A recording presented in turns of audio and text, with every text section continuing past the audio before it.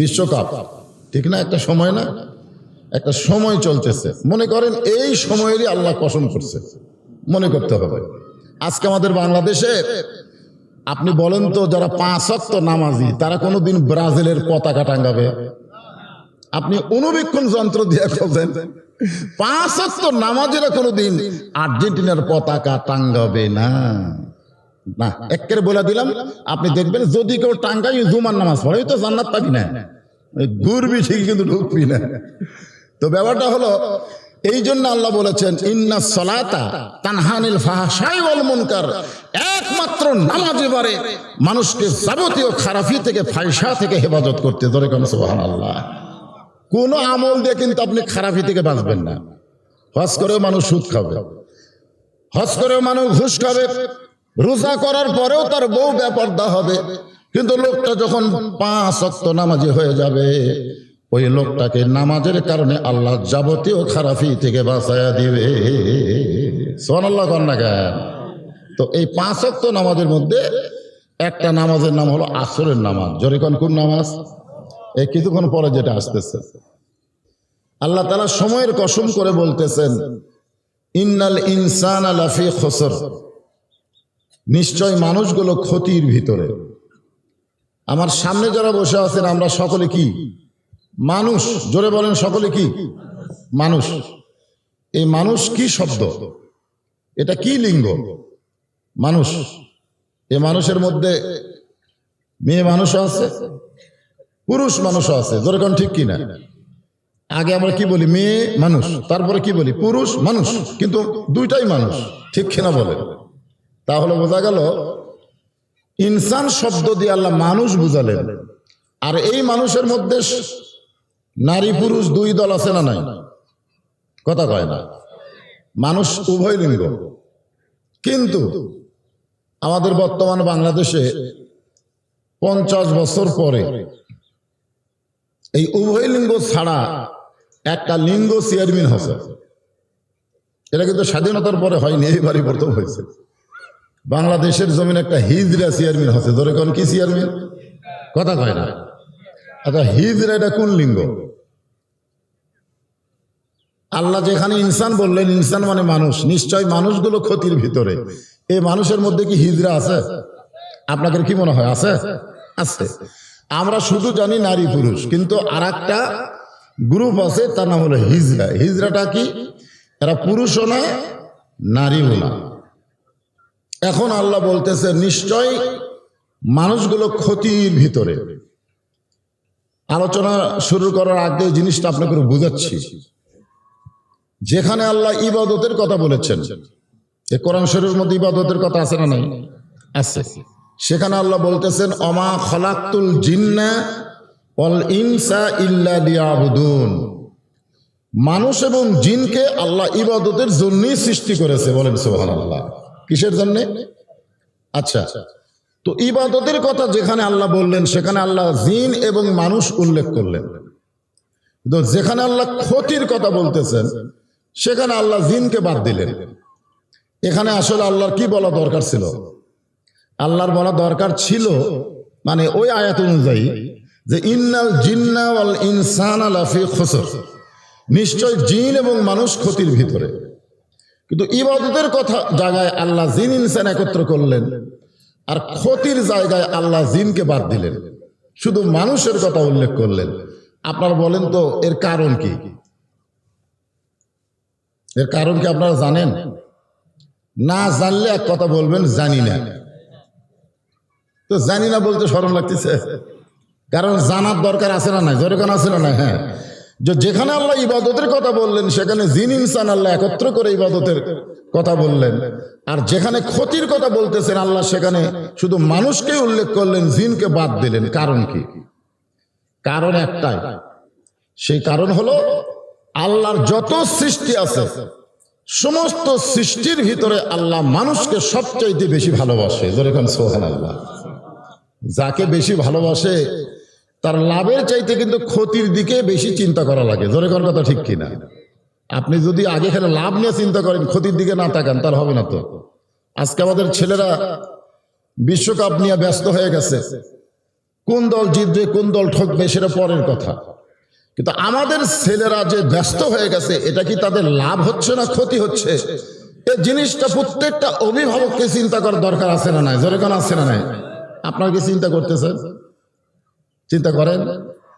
আপনারা সন্তানকে ভালোবাসেন না, ভালোবাসলে সন্তানের ক্ষতির দিকে আপনারা চিন্তা করতেন। আপনারা যেমন সন্তানকে ভালোবাসেন, তার চাইতে কোটি কোটি গুণ বেশি আল্লাহ মানুষকে ভালোবাসে। ধরে এখানে সুবহানাল্লাহ। ভালোবাসা বাপের নাই তো, ভালোবাসা বাবার নাই। বাবার যদি ভালোবাসা থাকতো তাহলে সন্তান সন্ততিগুলো নষ্ট হওয়ার সুযোগ পেত না। অনেক বাবা চায় তার সন্তান দুনিয়াতে ভালো থাক। যে বাবারা চায় দুনিয়াতে সন্তান ভালো থাক, এরা হলো ভেজাল বাপ। জোরে কোন কি বাপ? আমার কথার সাথে একটা কথা বলেন, হাঁ হু করেন। কথা কি আপনারা শুনতে পাচ্ছেন? তাহলে একটা হাঁ হু করা লাগবে। যে বাবারা চায় দুনিয়াতে তার সন্তান ভালো থাক, সেটা হলো কি বাপ? ভেজাল বাপ। আর যে বাবা চায় সন্তান দুনিয়া এবং আখিরাতে উভয় জগতে ভালো থাক, এরা হলো আসল বাপ। এখন আপনারা আসল বাপ হবেন না ভেজাল বাপ হবেন? যারা বাবা আছেন তাদেরকে আমি বলতেছি, আপনারা যদি আসল বাপ হন তাহলে শুধু সামান্য দুনিয়া, যে দুনিয়া শুরু আছে শেষও আছে, তোর কোন কথা ঠিক কিনা? সামান্য দুনিয়া আপনা থেকে, এটাকে সামান্য সামান্য দুনিয়া। আল্লাহ বলেছেন বাল তুসিরুনাল হায়াতাদ দুনিয়া ওয়াল আখিরাতু খায়রু ওয়া আবকা। এই তুচ্ছ সামান্য দুনিয়ার মোহে তোমরা পাগল হয়েও না, বরং আমি আল্লাহ তোমাদেরকে সুন্দর একটা চিরস্থায়ী আখিরাতকে উপহার দিয়ে দিব। ধরে কোন সুবহানাল্লাহ। যারা দুনিয়ার পাগল তারা চিরস্থায়ী আখিরাতে ক্ষতিকর, আর যারা দুনিয়াতে পাগল হবে না আল্লাহর পাগল হবে, তাদের জন্য আল্লাহ আখিরাতকে সুন্দর করে সাজায় দিবে। ধরে কোন সুবহানাল্লাহ। ওয়াল আখিরাতু খায়রু ওয়া আবকা। খায়রুন শব্দের অর্থ হলো সুন্দর, আবকা মানে বাকি, আমাদের সামনে যে আখিরাত আছে। এখন আসেন, এই সূরা আসরে আল্লাহ তাআলা মানুষকে অত্যন্ত ভালোবাসেন, সে মানুষ যেন ক্ষতির মধ্যে না পড়ে। এই জন্যই বলেছেন নিশ্চয়ই মানুষগুলো ক্ষতির ভিতরে, কিন্তু আল্লাহ ক্ষতির মধ্যে আমাদেরকে রাখতে চান না। আমাদের ক্ষতি থেকে আল্লাহ বাঁচাতে চান। যে আল্লাহ আমাদের ক্ষতি থেকে বাঁচাবার চান, সে আল্লাহ আমাদের কত ভালো। হিসাব করে দেখছেন কোনোদিন আল্লাহ কেমন ভালো? আল্লাহ কোরআনে এক জায়গায় বলেছেন লা তাকনাতু মির রাহমাতিল্লাহ ইন্নাল্লাহা ইয়াগফিরুয যুনুবা জামিআ ইন্নাহু হুয়াল গাফুরুর রহিম। আমার রহমত থেকে তোমরা কেউ নিরাশ হও না। তোমরা যত বড়ই পাপী হও, তোমাদের পাপের একটা সীমা আছে, কিন্তু আমার দয়ার কোনো সীমা নাই। ধরে কোন সুবহানাল্লাহ। যত বড় পাপ, বিশাল বিশাল পাপ নিয়ে আমার আল্লাহর কাছে এসে একবার ধরা দিয়ে বলো আল্লাহ যা পাপ করেছি আর জীবনে করব না, আল্লাহ কয় তোর অতীত জীবনের কোনো পাপই থাকলো না। ধরে কোন সুবহানাল্লাহ। তাহলে একটা কথা আপনি বলবেন, আপনার জীবনের সব পাপ মাফ করবে কে? তাহলে সে আল্লাহ আমাদের কত ভালোবাসেন। দুনিয়াতে কোনো সন্তান যদি অবাধ্য হয়, বাবা যদি তাকে বাড়ি থেকে বের করে দেয়, এমন কথাও যদি বাবা বলে তোর মুখ আর দেখবার চাই না, আপনারা বলেন তো এই কথা বাবা কত দিনের জন্য বলছে? না, বাবা বলে অপরাধ করছে সন্তান, তোর মুখ আর দেখবার চাই না, তুই বাইরে যা, তোর মতো সন্তান না হলে আমার চলবে। এই কথা কি বাবা জীবনের জন্য কয় না অল্প সময়ের জন্য কয়? এই কথা বাবা বলার কারণ কি? ছেলে নষ্ট হওয়ার জন্য না ভালো হওয়ার জন্য? এজরে কোন নষ্ট হওয়ার জন্য না ভালো হওয়ার জন্য? ছেলে যদি মনে করে না আমার বাড়ির থেকে বাইর করে দিয়েছে, আমি আর বাবার বাড়ি যাব না, এই কথা বলে ছেলে যদি রাগ করে থাকে, সারাদিন তুমি থাকতে পারবা, যখন রাত হবে তখন সব বাড়ির দরজা বন্ধ হলো, তোমার রাগী বাবার দরজা কিন্তু বন্ধ হবে না। ধরে কোন কথা ঠিক কিনা? যে বাবা বলছে আর আসিস না, তোর মুখ দেখবো না, ওই বাবাই দেখবেন সন্ধ্যার পরে দরজা খুলে বসে আছে। রাত যখন বেশি হয়ে যায়, বাবা কিন্তু তখন শুধু আর বসে থাকে না, তখন সন্তানকে খোঁজাখুঁজি শুরু করে, ডাকাডাকি শুরু করে। কে রে পাগলা, আমি তোরে রাগ করে বলছি তোর মুখ দেখবো না, তাই বলে সারা রাত, দিনের বেলা দেখবো না, রাতের বেলা আয়, এরকম করে বাবা ডাকতেছে।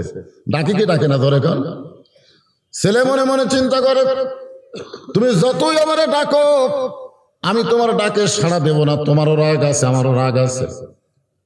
রাত যখন 10টা 11টা বাজছে, শিয়াল যখন হু হু করতেছে, ও তখন আর খেরের পালার কাছে বাইরে থাকতে পারে না।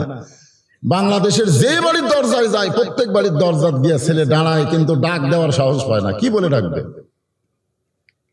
বাবার বাড়ির দরজায় এসে ছেলে যখন বাবা বলে ডাক দেয়, সঙ্গে সঙ্গে বাবা দৌড়ে গিয়ে ছেলেকে বুকের মধ্যে নিয়ে বলে, বাজান রে, তুই যত বড় অপরাধ করিস না কেন, আমাকে বাবা ডাকার সঙ্গে সঙ্গে তোর সব অপরাধ মাফ হয়ে গেছে।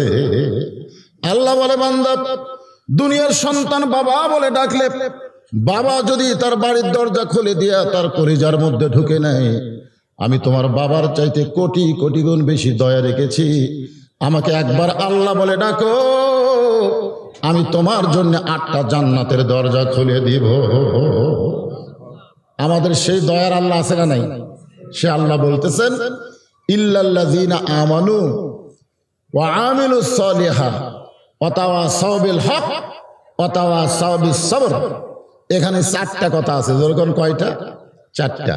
তার মধ্যে 1 নম্বর হলো ঈমান। আমরা যারা এখানে বসে আছি, আমাদের ঈমান আছে না নাই? যেরকম আছে না নাই? বাবাজিরা ওই পারে না থেকে এই পারে আসো। মুরগির তলের ডিমের বাচ্চা হয়, 12টা ডিম দিছে, 9টার বাচ্চা হচ্ছে, 3টার হয়নি। এখন মুরগিওয়ালা চিন্তা করে, দিলাম 12টা, হলো 9টা, 3টার হলো না কেন?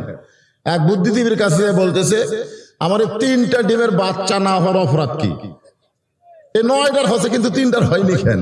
তখন বলতেছে, এই 9টা মুরগির নিচে ছিল, এই জন্য উষুম পায়ে বাচ্চা হচ্ছে। আর এই 3টা খালি সাইড মারছে। যখন কি মারছে? সাইড মারছে। তো এই সামেরার তলে হলো মুরগির নিচে থাকার মতন, আর এই সাইড মারা, এটা লক্ষণ ভালো না। তো লক্ষণ ভালো? সবাই ভিতরে আসো, জায়গা আছে ইনশাল্লাহ, এখন অনেক জায়গা আছে, ভিতরে এসে বসো, আল্লাহর রাস্তে বসো কিছুক্ষণ, দেখা যাক আল্লাহ কি করে। এখানে বসলে লাভ না লস? সব দিক দিয়ে লাভ আছে, দুনিয়াবিও লাভ আছে, আর আখেরাতের লাভ তো আমি আপনাদের সামনে বলবো ইনশাল্লাহ। বসেন, খালি এসে আল্লাহর রাস্তে বসেন। এখানে বসার সঙ্গে সঙ্গে শয়তান আপনাকে ধোঁকা দিবার পারবে না, কারণ এমন একটা আঙ্গিনার মধ্যে আপনি বসেছেন যে আঙ্গিনাকে বলা হয়েছে রিয়াজুল জান্নাহ, বেহেশতের টুকরা। ধরে কারণ সুবহানাল্লাহ, বেহেশতের টুকরার মধ্যে যারা আসে ওরা বেহেশতের দিকে অনেক অ্যাডভান্স হয়ে যায়। কারণ জান্নাতের বাগানে যখন ঢুকতে পারছে, জান্নাতে তো ঢুকতে পারবেই। কেমন পারবে কি পারবে না? আল্লাহ যদি এমন সুযোগ দেয় যে আজকে এই মহিলা মাদ্রাসার মাহফিলের জান্নাতের বাগানে যারা ঢুকলো, আমি আল্লাহ তাদেরকে মাফ করে জান্নাতেও ঢোকার ব্যবস্থা করে দিলাম। এরকম সুযোগ যদি আল্লাহ দেয়, সুযোগ কি হাতছাড়া করা যাবে? এই জন্য সবাই ভিতরে আসে।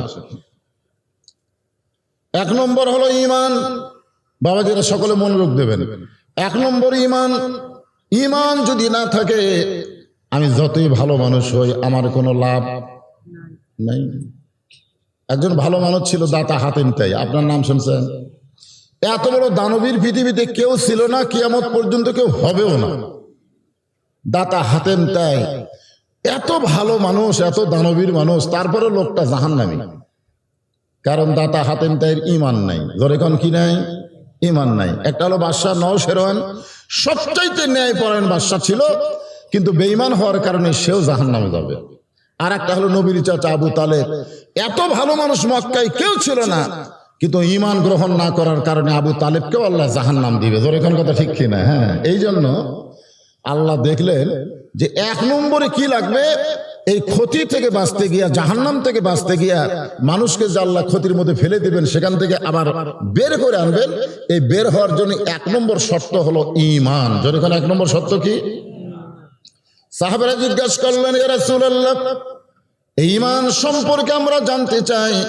আল্লাহর নবী বললেন, ইকরার বিল লিসান, তাসদিকু বিল জানান, আমল বিল আরকান, এরই নাম হলো ঈমান। এখানে কিন্তু আমি 3টা কথা বলছি, এটা রাসূলের কথা। যখন কার কথা? আল্লাহ রাসূল বলেছেন ইকরার বিল লিসান, জবানে বলা লাগবে লা ইলাহা ইল্লাল্লাহ, এটা বলতে হবে। আপনারা সকলে বলেন লা ইলাহা ইল্লাল্লাহ মুহাম্মাদুর রাসূলুল্লাহ সাল্লাল্লাহু আলাইহি ওয়াসাল্লাম। একজন আমাকে বলতে, হুজুর শুধু লা ইলাহা ইল্লাল্লাহ বললে ঈমান হবে না? শুধু লা ইলাহা ইল্লাল্লাহ বলবো, তাহলে কি আমার ঈমান হবে না?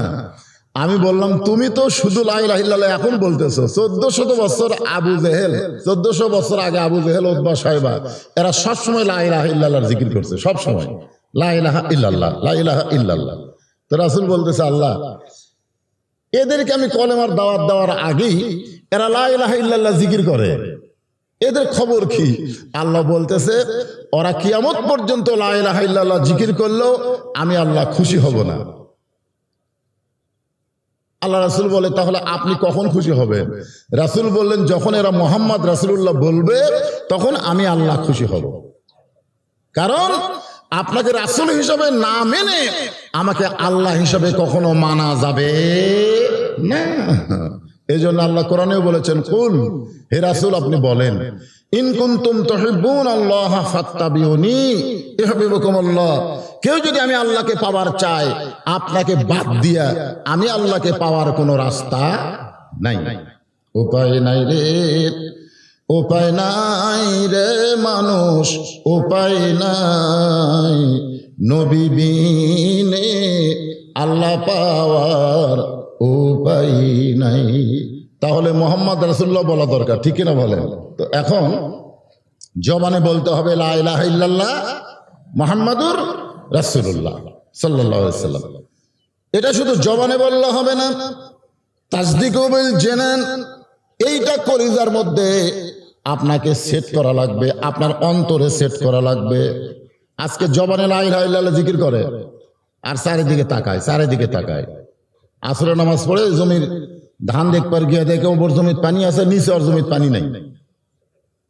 চিন্তা করতেছে এর উপরে পানি আছে, নিচে হঠাৎ নাই। এই কিন্তু এখন আসরের নামাজ পড়ছে, পড়ে টাটকা নামাজি, চারিদিকে তাকায়, চারিদিকে চারিদিকে তাকায় দেখে কেউ নাই।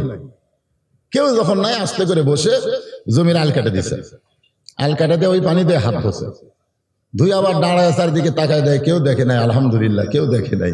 আপনারা বলেন তো, লোকটার কিন্তু নামাজ আছে কিন্তু ইমান নাই। যখন কি নাই, ইমান যদি থাকতো তাহলে তার ইমান বলতো, কেউ না দেখলেও কি হবে, পাগল, আল্লাহ দেখতেছে। যখন কথা ঠিক কিনা? আজকে আমরা কিন্তু চারিদিকে তাকাই, আল্লাহর দিকে আমাদের খেয়াল নাই। এজন্যে শুধু মুখে লা ইলাহা ইল্লাল্লাহ রাখলে হবে না, এটা কলিজার মধ্যে এদিকে খেয়াল করেন। এটা কোন জায়গায়? এই জায়গায় সবচাইতে দামি কোন জায়গা? আপনার দেহের সবচাইতে দামি একটা জায়গা নাই? আমরা অনেক সময় বলি না, তুই আমার কলিজার টুকরা রে, তুই আমার কলিজার টুকরা। তখন কি বলবে? হায় হায় রে, আমাকে অত্যন্ত ভালোবাসে। এই জন্যে এই ইমানটাকে কলিজার মধ্যে জায়গা দিতে হবে, সেট করা লাগবে। এরপর আল্লাহ নবী বলতেছেন, আমল বিল আরকান, শুধু কলিজার মধ্যে সেট করলে হবে না, এটা আমলের মাধ্যমে, আমলের মাধ্যমে প্রকাশ করা লাগবে। আমলের মাধ্যমে কি করা লাগবে? প্রকাশ করতে হবে। এখন আপনাদের কাছে আমার প্রশ্ন, ইমানের পরে যত আমল আমরা করি, এর ভিতরে 1 নম্বর আমলের নাম কি? সবাই বলতে পারলেন না। দুই একজন বললেন, দুই একজন জানার পরও মুখ খুলতেছেন না। ইমান গ্রহণ করার পরে যত আমল আছে, আমল তো বহু আছে, আছে না নাই? এর মধ্যে আবার 1 নম্বর বোঝেন না? তো 1 নম্বর আমলের নাম কি? সবাই একসঙ্গে বলেন, নাম কি? আরো জোরে বলেন। আচ্ছা, মনে করেন কারো ইমান আছে, নামাজ নাই, সেই লোকটা সম্পর্কে রাসূল কি বলেছেন? যে একটা লোকের ইমান আছে কিন্তু নামাজ নাই। রাসূল বলেছেন, লা সালাতা লা ইমানা, যার নামাজ নাই তার ইমানও নেই। কেমন কথা? আমাদের বাংলাদেশে 90% মুসলমান, এটা সরকারি হিসাব। কেউ বলে 94% মুসলমান, এটা সরকারি হিসাব। কিন্তু আল্লাহর হিসাবে কত? এই একটা আল্লাহর হিসাব নাই। আল্লাহ যদি বেনামাজিকে বেঈমান হিসাবে ছেড়ে দেয়, যারা নামাজ পড়ে না এরা বেঈমান। রাসূলের হাদিস অনুযায়ী লা সালাতা লা ঈমান, যার নামাজ নেই তার ঈমান নাই। তাহলে আমাদের এই হিসাবে, রাসূলের হাদিস হিসাবে আমরা কত % মুসলমান? কথা কয় না।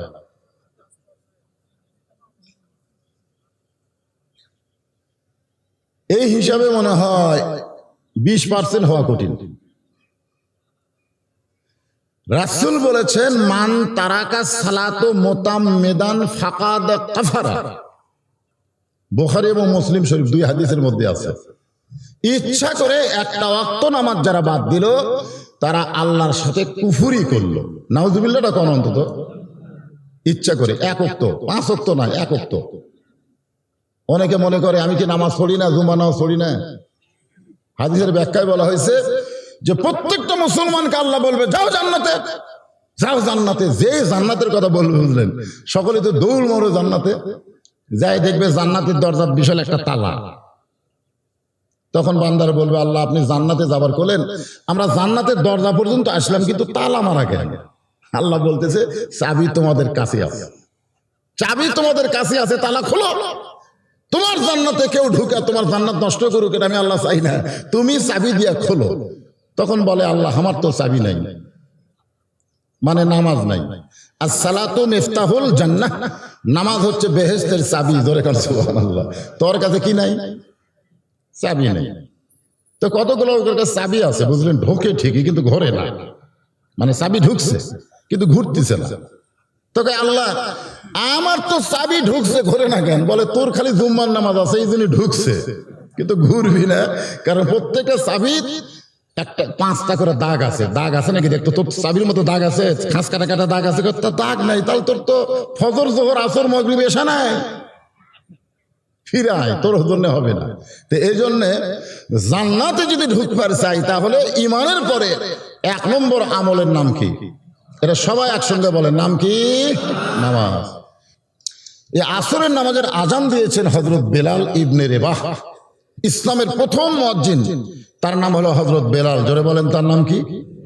আমাদের বাংলাদেশের মুয়াজ্জিনের আজান দেয়, মুসল্লির কানতে ঠিক মতো ঢোকে না। এখন আবার কতগুলো কুত্তে বেজার। ধরে কোন কি বেজার? আমার এলাকায় কোনো আজান দিলেই দেখবেন মানুষ আসার আগে কয়েকটা কুত্তে এসে গেল করে। এক মুয়াজ্জিন আমারে কইছে হুজুর এই যে কুত্তে এসে করে এর কারণ কি? আমি কইলাম শোনো, এই তো কিছুদিন হলে এটা শুরু হয়েছে, আগে ছিল না। আগেকার কুত্তেরা ভদ্র ছিল, আর এখন কুত্তেরা এসে আজানের লোকমা দেয়।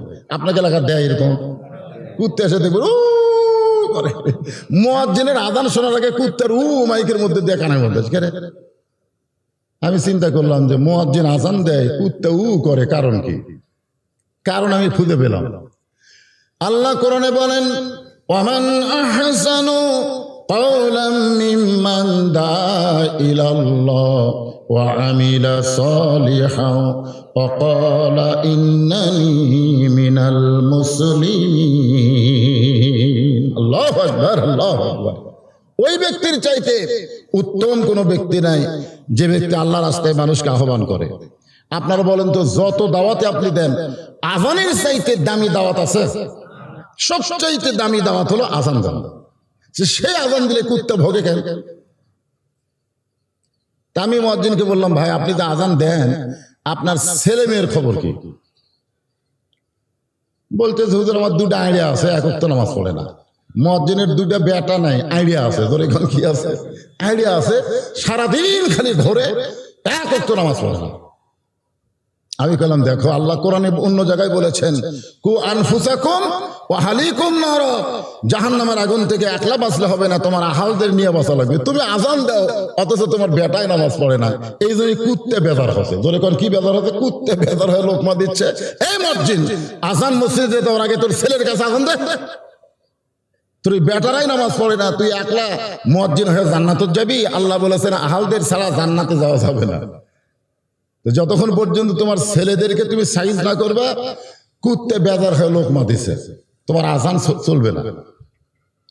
এই জন্য যাকে তাকে মুয়াজ্জিন করা যাবে না। আগে দেখতে হবে মুয়াজ্জিনের আহাল পরিবার ঠিক আছে কিনা। ধরে কোন ঠিক কিনা? কারণ মুয়াজ্জিনের কণ্ঠ শুধু মুসল্লির কানে না, হযরত বেলাল আজান দেয়, ওই আজান আল্লাহর আরশ পর্যন্ত পৌঁছে যায়। ধরে কোন সুবহানাল্লাহ, একেবারে আল্লাহর আরশ।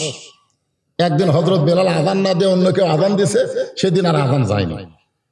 সেই বেলাল আজান দিয়েছে, নামাজটা হলো আসরের নামাজ। জোরে কোন নামাজ? হ্যাঁ, আসরের নামাজ। আজান দেওয়ার সঙ্গে সঙ্গে মুসল্লিরা, সাহাবীরা মসজিদের মধ্যে ঢুকতেছে। আসরের আজান দেওয়ার সাথে সাথেই কিন্তু নামাজ হয় না। আসরের আজান দিলে আপনাদের এলাকায় 15 মিনিট পরে আসরের নামাজ হয়, হয় কি হয় না? জোহরের আজান দিলে কয় মিনিট পর? কয় মিনিট? 15 মিনিট পর। ফজরের আজান দিলে কয় মিনিট পর? আধা ঘন্টা পর। জোরে কোন কত ঘন্টা? আধা ঘন্টা, কারণ ঘুমের মধ্যে উঠে উজু টুজু করে কারণ গোসল মোসল করার লাগে সব কিছু সাইজ করে আসতে এই জন্য সময় দেয় আধা ঘন্টা। তাহলে আমরা কি বুঝলাম? ফজরের আধা ঘন্টা, জোহরের 15 মিনিট, আসরের 15 মিনিট, এশার 15 মিনিট। কিন্তু মাগরিবের আপনারা বলেন তো, মাগরিবের আজান দিয়েই কেন নামাজ? অন্য নামাজের আজান দিয়ে 15 মিনিট আধ ঘন্টা পরে নামাজ হয়, কিন্তু মাগরিবের আজান দিয়ে কিন্তু কেউ যদি মনে করে জোহরের মতো আজান শোনার 15 মিনিট পরে যাব, ওই এসে মসজিদ দেখবি মুসল্লি পাবি না। ধরে কোন কথা ঠিক কিনা? মানে নামাজ পড়া শেষ। আপনারা বলেন তো, মাগরিবের আজান দেওয়ার সাথে সাথে নামাজ কেন হয়? আপনারা কি জানেন? এটাও জানেন না? ঠিক আছে, এটাও জানবেন, অসুবিধা নেই। এখন যেটা বলতেছিলাম, চারদিক থেকে সাহাবীরা এসে যদি জিয়ারত বসে থাকার সুযোগ দেন, তাহলে আপনার নামাজ হতে পারে, কিন্তু জামাতে যে সওয়াব, সেই সওয়াব আপনি পাবেন না। কারণ জামাতে নামাজ আদায় করলে কাতার সোজা করতেই হবে। ধরে কোন কথা ঠিক কিনা? আর কাতার সোজা করতে গেলে পায়ের গোড়ালির সঙ্গে গোড়ালি মিল করা লাগবে। যে লোকটা চেয়ারে বসে আছে, এ লোকটা কি শান করে নিয়ে আইছে না হেঁটে হেঁটে আইছে? আপনারা কোন তো, লোকটা কি মসজিদের মধ্যে হেঁটে হেঁটে যাচ্ছে না ওকে কান্দত করে শান করে নিয়ে আসা লাগছে? কথা কন, হেঁটে হেঁটে আইছে। যে লোকটা হেঁটে হেঁটে মসজিদ পর্যন্ত আসতে পারে, সে আকামতের সময় খাড়া হয় না। এটা তার অভ্যাস না, এটা হলো বদ অভ্যাস। ধরে কোন কথা ঠিক? এই বদ অভ্যাস বাংলাদেশের সব জায়গায় চলবে, কিন্তু আল্লাহর ঘরের মধ্যে চলবে না। কারণ আল্লাহর ঘর কোনো মানুষের আইনে চলে না, আল্লাহর ঘর চলে আল্লাহর আইনে। ধরে কোন কথা ঠিক কিনা? আমি নিজের চোখে দেখছি আল্লাহর ঘর। ডান পাশে আওয়ামী লীগ, বাম পাশে বিএনপি, মাঝখানে জামাত ইসলাম। 3 জন মিলে নামাজ পড়বে মসজিদে। মুসল্লি 3টা, একটা আওয়ামী লীগ, একটা বিএনপি আর একটা জামাত ইসলাম। এখন 3 জন মিলে কাতার সোজা করতেছে, কিন্তু ইমামতি করবি কে? ইমামতি আওয়ামী লীগ বলতেছে যে ভাই আমি নামাজ পড়বার পারি ভাই, কিন্তু পড়ানোর অভ্যাস নাই। বিএনপি বলতেছে খুব পারলে আকামত দিবার পারবো, কিন্তু সামনে যাবার পারবো না। জামাত ইসলাম বলতেছে আমি কিন্তু যুদ্ধ অপরাধী দল করি। এখন তোরা কি করবি? তখন আওয়ামী লীগ বিএনপি বলতেছে আমরা বাইরে আওয়ামী লীগ বিএনপি জামাত করতে পারি, কিন্তু আল্লাহর ঘরের মধ্যে কোনো দল চলবে না, এখানে কেবলমাত্র আল্লাহর আইন চলবে। ধরে কোন কথা ঠিক কি না? তার মানে কি বুঝলেন? মসজিদে কার আইন চলবে? আল্লাহ কোরআনে বলেছেন কুমু লিল্লাহি কানিতিন। নামাজের মধ্যে 13টা ফরজ, তার মধ্যে একটা ফরজ হলো দাঁড়িয়ে নামাজ পড়া। জোরে কোন কি করে নামাজ পড়া? রাসূল দেখতেছেন একজন সাহাবী তখনও বসে আছেন। আল্লাহ রাসূল কিন্তু আকামত কমপ্লিট না হওয়া পর্যন্ত কিবলামুখী হন না। এটা হলো আল্লাহ রাসূল। আর আমরা তো ইমাম সাহেব আকামত দেওয়ার সময় কিবলামুখী হয়ে দাঁড়ায় থাকি না। এটা রাসূলের সুন্নাহ হলো যতক্ষণ আকামত কমপ্লিট না হবে ততক্ষণ আল্লাহ রাসূল কিবলামুখী হননি। কারণ রাসূল শুধু ইমাম না, রাসূল ছিলেন একজন নেতা। ধরে কোন কথা ঠিক কিনা? অনেক সময় কালো মানুষের কাছে ফর্সা মানুষ হয়তো দাঁড়াতে দ্বিধাবোধ করবে, অনেক সময় ধনী মানুষের কাছে গরিব মানুষ দাঁড়াতে একটু সংকোচ বোধ করতে পারে। এই জন্য আল্লাহ রাসূল বলেছেন ওসমানের কাছে বেলাল দাঁড়াও, আবু বকরের কাছে ইয়াসসার দাঁড়াও। এভাবে রাসূল সাহাবীদেরকে বলতেন এভাবে দাঁড়াও। ধনীর কাছে গরিব, গরিবের কাছে ধনী, বংশীয় লোকের কাছে কম বংশের লোক দাঁড়াও, পায়ের সঙ্গে গোড়া মিল করো এবং কাতার ফাঁক রেখো না। কাতার কি করো? হ্যাঁ, কাতারের মাঝখানে ফাঁক রাখা যাবে না। এভাবে রাসূল কাতারে সাইজ করে দিয়ে তারপরে কিবলামুখী হতেন আকামত শেষ হলে। কিন্তু রাসূল তো দেখতেছেন ওই সাহাবী তো বসে আছে। আল্লাহ রাসূল বললেন কুমু লিল্লাহি কানিতিন, দাঁড়াও, আল্লাহর হুকুম হলো আনুগত্য নিয়ে দাঁড়াও। সাহাবী ছোট বাচ্চার মতন কান্দে। রাসূল বলে কি জন্য কান্দো? বলে ইয়া রাসূলুল্লাহ আমি দাঁড়াবার চাই, কিন্তু আমার দেহ দাঁড়ানোর মতন কোনো শক্তি নাই। হুজুর আমি তো দাঁড়াবার জন্যই তো সামনে কাতার আইছি, কিন্তু দাঁড়াবার যে পারতেছি না। আজকে 2 দিন হলে না খাওয়ার কারণে আমার শরীরটা এত দুর্বল হয়ে গেছে, এত দুর্বল যে আমি দাঁড়াবার চাইলে আমার মাথা চক করে দেয়। মাথা কি মাথা ঘুরে আমি বসে যাই, আমি পড়ে যাই। এই জন্য আমি দাঁড়াবার পারতেছি না। আপনি বলেছেন যে আযান শোনার পরে কোনো পুরুষ মানুষের নামাজ বাড়িতে হবে না। এই কারণে এই দুর্বল অবস্থায় হামাগুড়ি দিয়ে দিয়ে আমি মসজিদের সামনে কাতারে বসে গেছি। হুজুর আপনি দাঁড়াবার বললেও, আল্লাহ দাঁড়াবার বললেও তো আমি দাঁড়াবার পারতেছি না। এমন সময় রাসূল বললেন ওসমান। আল্লাহর নবীর অনেকগুলো সাহাবী ছিল, কোন সাহাবীর নবী নাম না ধরে নবী একজনকে সম্বোধন করলেন, ওসমান। ওসমানকে ডাক দিলেন কেন? আল্লাহ রাসূল যখন মদিনার প্রেসিডেন্ট ছিলেন, আমাদের নবী কিন্তু শুধু মদিনার ইমাম ছিল না, মদিনার প্রেসিডেন্ট ছিল। জোরে কোন সুবহানাল্লাহ। আজকে আমরা প্রেসিডেন্টের কথা, নেতার কথা, রাষ্ট্রপতির কথা, সেনাপতির কথা যদি বলি, অনেকে হয়তো বলবেন হুজুর রাজনীতি করতেছে। হুজুর রাজনীতি করতেছে না, আল্লাহ রাসূলই রাজনীতি করেছে। জোরে কোন কথা ঠিক কিনা? কারণ মক্কাতে রাসূল 5 ওয়াক্ত নামাজ পেয়েছিলেন, কিন্তু মক্কায় নামাজ প্রতিষ্ঠা করতে পারলেন না। রাসূল বললেন, আল্লাহ এত সুন্দর নামাজ দিলেন, নামাজ পড়া যায় গোপনে গোপনে, কিন্তু নামাজ তো প্রতিষ্ঠা করা যাচ্ছে না। আল্লাহ বলেন, হাবিব নামাজ প্রতিষ্ঠা করতে গেলে যিনি মসজিদে ইমাম হবেন তাকেই নেতা হওয়া লাগবে, তাকেই নেতা হওয়া লাগবে। তিনি যদি নেতা হন, ইমাম হন, তাহলে নামাজ প্রতিষ্ঠা করা যাবে। আপনি ইমামতি করবেন আর নেতৃত্ব আবু জেহেল দিবে, নামাজ প্রতিষ্ঠা হবে না। মক্কায় হয়তো গোপনে গোপনে নামাজ পড়া হবে। নামাজ প্রতিষ্ঠা করতে গেলে নামাজ প্রতিষ্ঠার জন্য একটা রাষ্ট্র তৈরি করা লাগবে। ধরে কোন ঠিক কিনা? এই জন্য রাসূল হিজরত করে মদিনায় এসে খালি ইমাম ছিলেন, রাষ্ট্রপতি ছিলেন। আল্লাহ নবী যখন রাষ্ট্রপতি, তখন ধর্মমন্ত্রী হলেন আবু বকর। কেমন লাগতেছে? ধর্মমন্ত্রীর নাম কি? হ্যাঁ, নামটা খেয়াল করবেন। আইন মন্ত্রী হলেন হযরত উমর। আল্লাহ রাসূল যখন মদিনার প্রেসিডেন্ট, তখন আইন মন্ত্রীর নাম কি? হযরত উমর। নামটা খেয়াল করবেন। অর্থমন্ত্রী হলেন ওসমান গনি। অর্থমন্ত্রী হলেন ওসমান গনি। আর শিক্ষামন্ত্রী হলেন হযরত আলী। সুবহানাল্লাহ। আমি এখানে আপনার 4টা মন্ত্রীর নাম করলাম। কয়টা? আপনারা বলেন তো, দফতর অনুযায়ী মন্ত্রীগুলো ঠিক আছে? ধর্মমন্ত্রী আবু বকর, ধর্মমন্ত্রী খালি নামে মন্ত্রী না, ধর্ম আছে? কেমন ধর্ম? কেমন ধর্ম? আল্লাহ রাসূল বলেছেন, ফেরেশতা জিবরাইল আমি নবীর কাছে এসে বলতেছি, ইয়া রাসূলুল্লাহ, আরশের আল্লাহ আপনাকে সালাম দিয়েছে। আমি রাসূল তো খুশিতে বাকবাক যে আল্লাহ আমাকে সালাম দিয়েছে। জিবরাইল বলতেছে, ইয়া রাসূলুল্লাহ, আল্লাহ শুধু আপনাকে সালাম দেয়নি, আপনার ধর্মমন্ত্রী আবু বকরকেও সালাম দিয়েছে। আমি নবী চমকে গিয়ে বললাম, জিবরাইল আমার সঙ্গে তোমার দেখা হবে, আল্লাহর সালাম তুমি আমাকে পৌঁছাবার পারবে, কিন্তু আবু বকরের সঙ্গে তো তোমার দেখা হবে না। তাহলে আবু বকরকে যে আল্লাহ সালাম দিল, এই সালাম কে পৌঁছাবে? তো জিবরাইল বলতেছে, হুজুর এই দায়িত্ব আল্লাহ আপনাকে দিছে। তো নবী বলতেছে, জিবরাইল আমার আল্লাহ আবু বকরকে সালাম দিল, এমন কি আমল করে যে আমল করার কারণে আল্লাহ আবু বকরকে সালাম দিল? জিবরাইল বলতেছে, হুজুর এটা আপনি তদন্ত করে জানতে পারেন যে আপনার আবু বকর এমন কি আমল করে যে আমল করার কারণে আল্লাহ সালাম দেয়, আপনি তদন্ত করেন। দিনের বেলায় রাসূল তদন্ত না করে গভীর রাত্রে আবু বকরকে তদন্ত করার জন্য বের হলেন। দুনিয়ার সবাই যখন ঘুম পাড়তেছে, এমন সময় আবু বকরের ঘরের জানলার কাছে রাসূল দাঁড়ায়। ঘরের ভিতর থেকে ফোফানো ফোফানো কান্নার আওয়াজ আসতেছে। রাসূল বলে, আল্লাহ আল্লাহ, আমি তদন্ত করতে এসেছি এখন আছি, আর আপনি তো ঘুমানি না। আর এই বান্দা 1 নম্বর জান্নাতি, আপনি ঘোষণা করেছেন দুনিয়াতে 10 জনের সার্টিফিকেট পাওয়া, তার মধ্যে 1 নম্বর আবু বকর। সবাই ঘুমায়, কান দেখেন, কান দেখেন।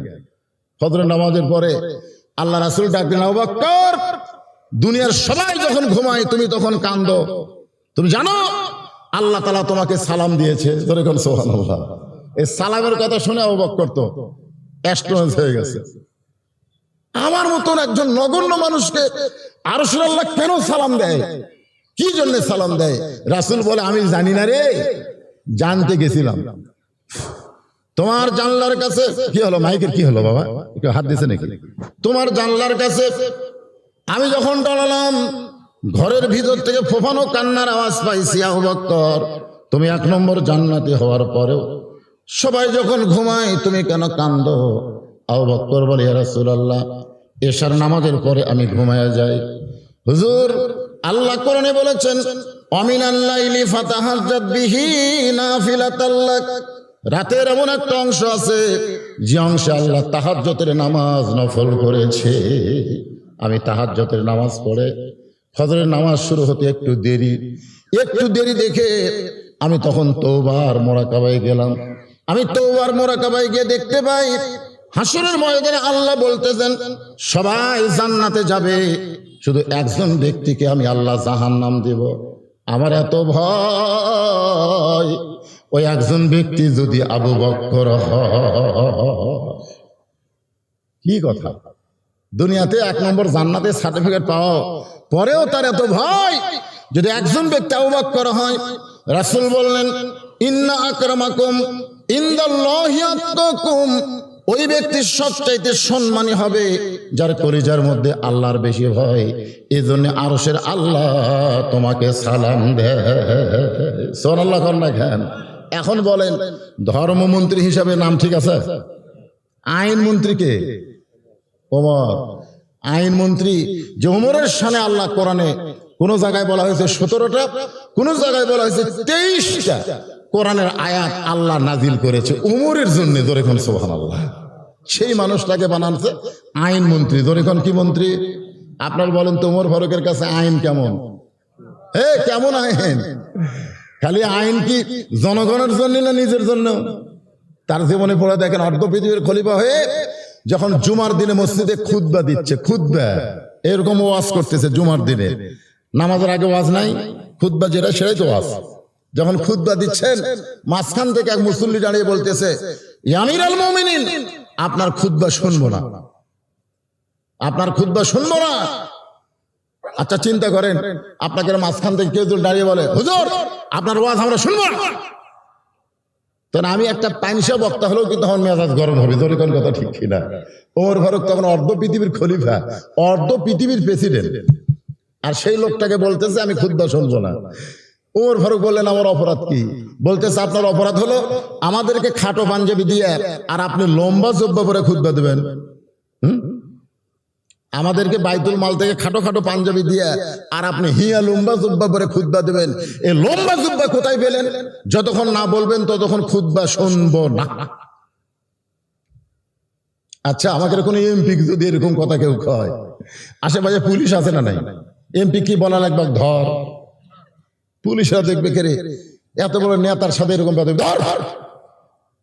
ওখানে একটা সাহাবীও কথা বলতেছে না, সবাই উমরের দিকে তাকায় আছে।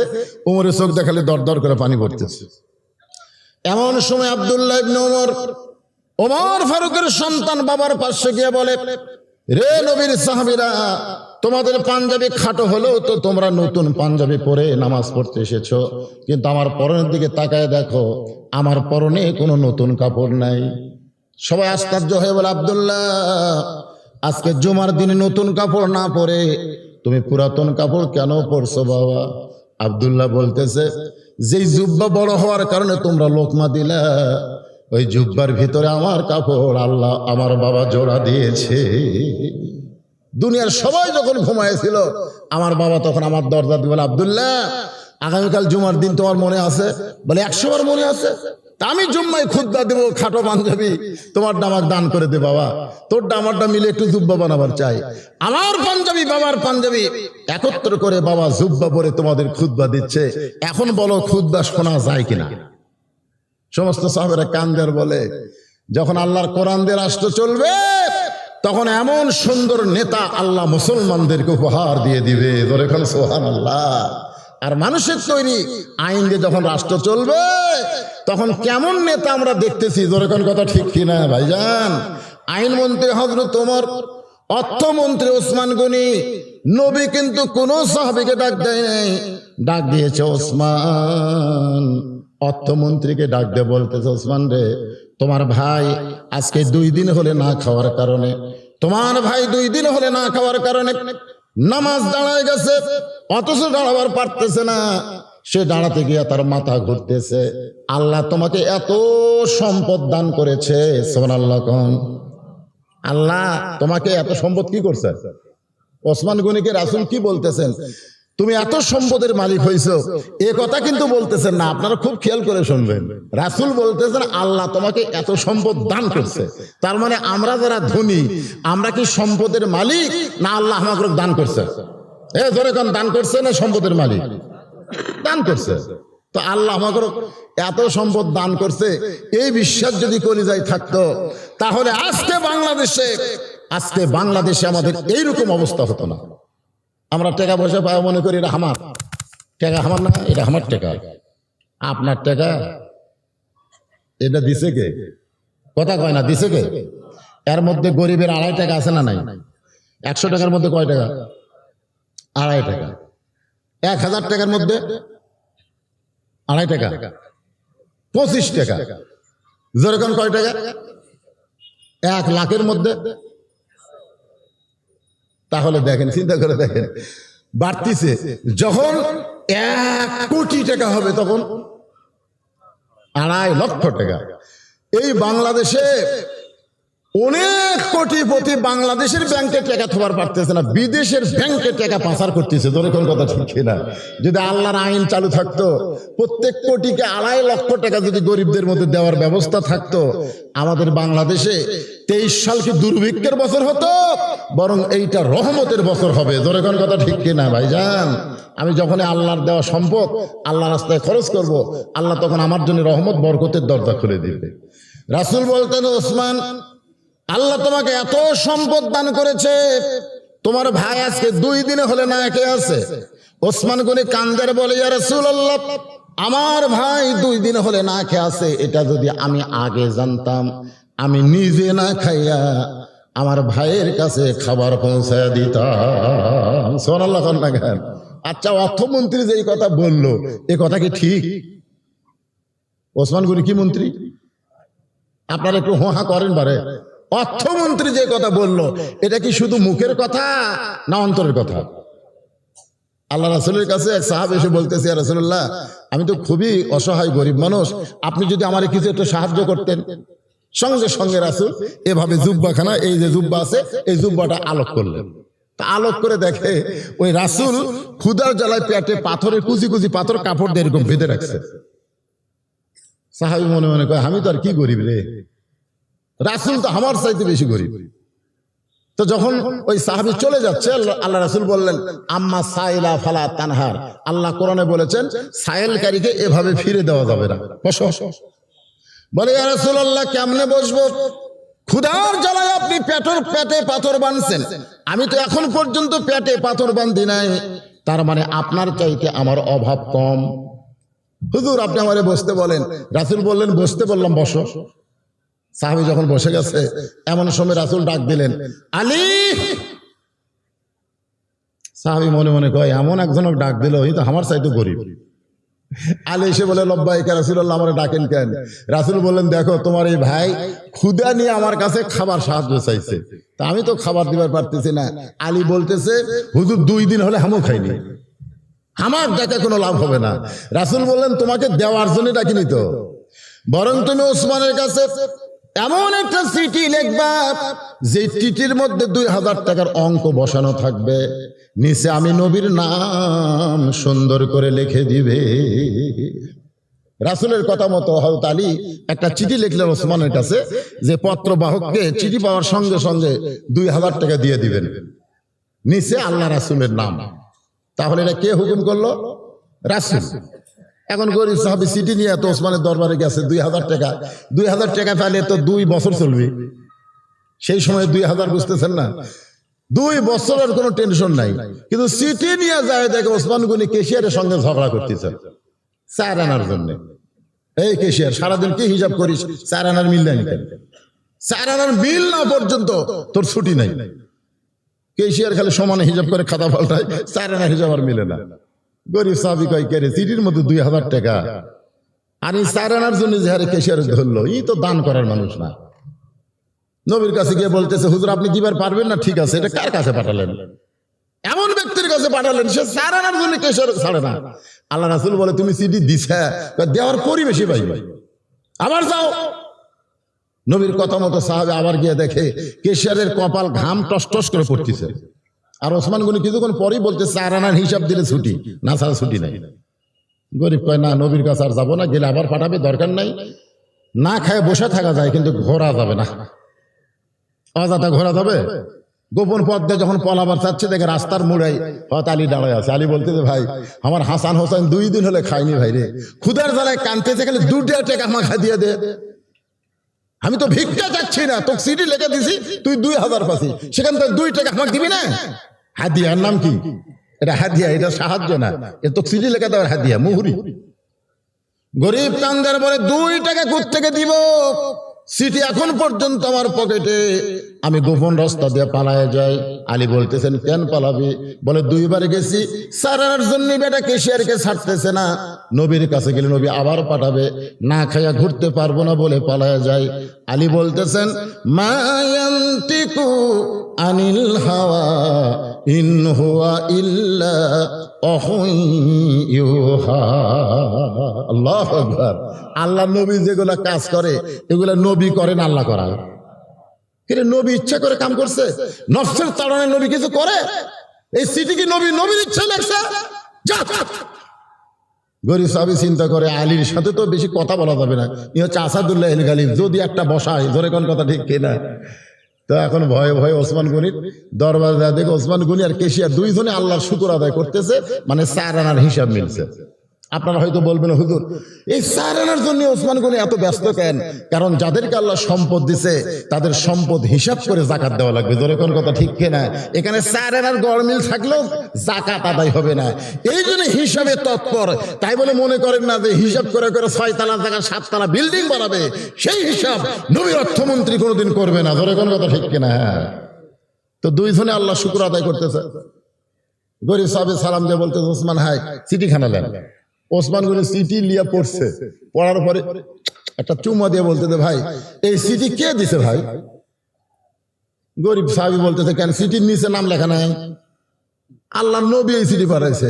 সঙ্গে সঙ্গে ওসমান গনি চিঠিটা চুমা দিয়ে বলতেছে ভাই জান এই চিঠি কে পাঠাইছে ভাই? গরিব ভাই কে রে?